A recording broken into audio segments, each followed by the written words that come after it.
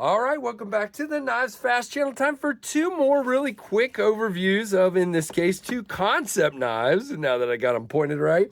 And these are two gorgeous, yet somewhat affordable Kansept knives. And I say somewhat because they're not budget knives. They're not under 100, which is what I call budget, but they're in that 100 to 150 range.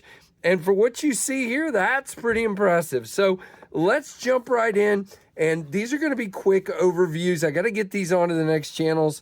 So these are not full reviews, but we're going to show you. We've got the Kansept Model 6, Nick Swan design. Now, we've reviewed the 6 before, so that's another reason we're not going to go deep on this one. Stonewash CPM S35 copper carbon fiber. And then this is the Kosame, as I'm calling it, by L.E.I. Spade, excuse me. Gold-coated 154 cm black wash titanium and black G10. Let's jump into this. Where's the black G10? It says black G10. There's no G10 on this. That's weird. I don't see any black G10. I think that's a mistake on the box. So we're going to jump in. Let's do the Model 6 first because that's going to be quicker. We've reviewed the Model 6 before. This is the Model 6 in the bar lock. It has full steel liners and it has nice thick slabs of copper carbon fiber over the top. Beautiful clip. I love the overall outline of this knife. You have a ginormous lanyard hole in the back spacer, and you don't have thumb studs. You have like thumb discs. Yeah, I have to give it a little bit of wrist because it's a bar lock with the spring. But I can definitely thumb flick it with no problem. Got to give it a little wrist with that, but it's on the race washers and bearings, so it works really well. Again, you know me, I'm not the biggest crossbar lock fan.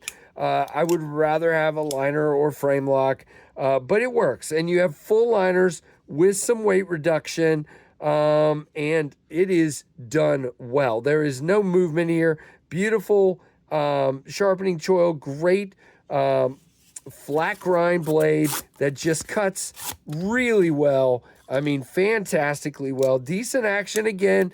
I don't like crossbar locks, but this one snaps out okay, not bad. It's still a little mushy, but it's not bad. But I know a lot of you love the crossbar locks, so that's why we feature them here. Now, this one is in S35.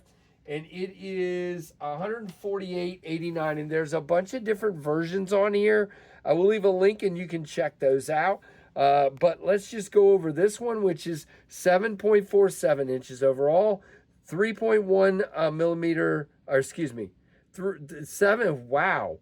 Okay, they gave me millimeters for the blade length. That's interesting.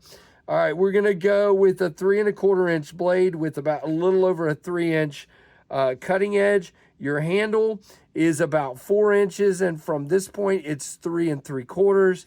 And overall length, again, is 7 1/2. It is in S35. It is a sheep's foot. It is designed by Nick Swan. 3 ounces, and a really, really interesting knife. All right, let's move on to the Kosame, and we'll come back and look at both. Now, the Kosame is interesting. It's in 154 cm, and this version is only $113. That's that rose gold blade with the black PVD coated titanium handle. No weird liners or anything like that. It is a button lock, but it has, for a button lock, a fantastic feeling detent. It just pops out. No other way to deploy this guy. It's got the wackiest, hold on, moving my light, wackiest jimping, but it's really cool the way they've done it. Beautiful looking, shiny kind of blade. Yeah, really interesting. Now, there is button stick in this button, but it's not horrible. It's just there. Now, we are dead centered nearly all the way out to the end. Now, let's go ahead and do your specs, and then we'll talk a little bit more. It is 7.96 inches overall with a 3.37 inch blade. The blade thickness of 0.118.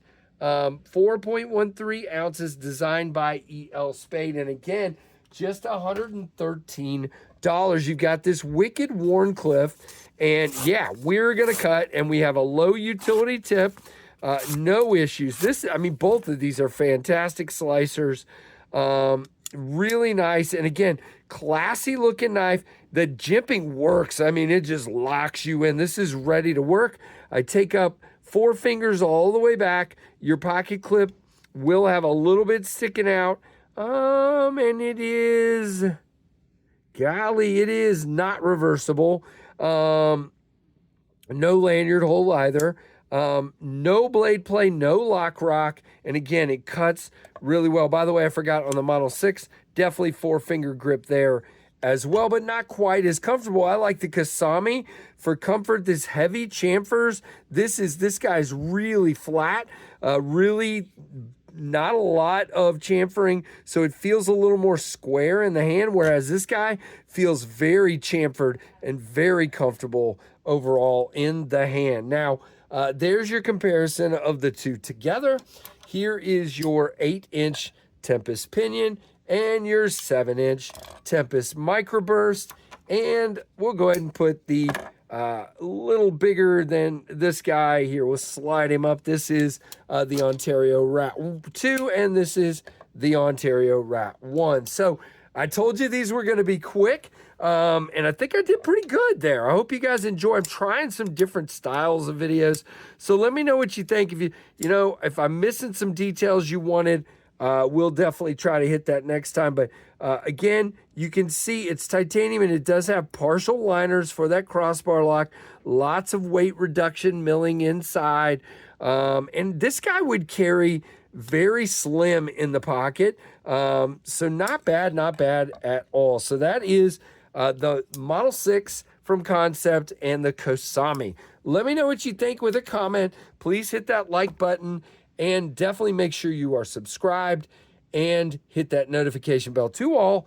And thanks for watching the Knives Fast channel.